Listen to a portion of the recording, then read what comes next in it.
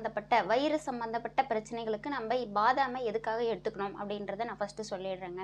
அதாவது செரிமானம் அப்படின்றது ரொம்ப ரொம்ப இம்பார்ட்டண்ட்டு. நிறைய பேருக்கு அஜீரண பிரச்சனைகள் இருக்கும். நம்ம சாப்பிட்ற சாப்பாடு செமிக்காமல் இருக்கிறது, ஒரு சிலருக்கு நெஞ்சிலே கரிச்சிக்கிட்டு நிற்கிறது, இந்த மாதிரி பிரச்சனைகள்லாம் இருக்கும். ஆனால் இந்த பாதாம் என்ன செய்யும் அப்படின்னு கேட்டிங்கன்னா, பாதாமில் இருக்கக்கூடிய அதிகப்படியான நார்ச்சத்து, ஓகேங்களா? நார்ச்சத்து அப்படின்றது என்ன?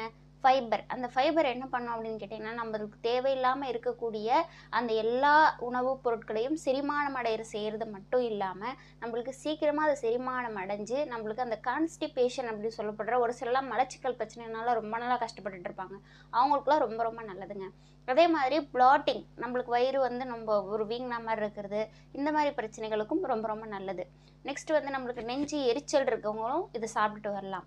ஆனால் வந்து ரொம்ப சாப்பிடக்கூடாது. யார் அப்படின்னு கேட்டிங்கன்னா, கேஸ்ட்ரிக் பிரச்சனை இருக்கவங்க ரொம்ப ரொம்ப சாப்பிடக்கூடாதுங்க. ஏன்னா ஆல்ரெடி உங்களுக்கு கேஸ்ட்ரிக் பிரச்சனை இருக்குது அப்படின்றவங்க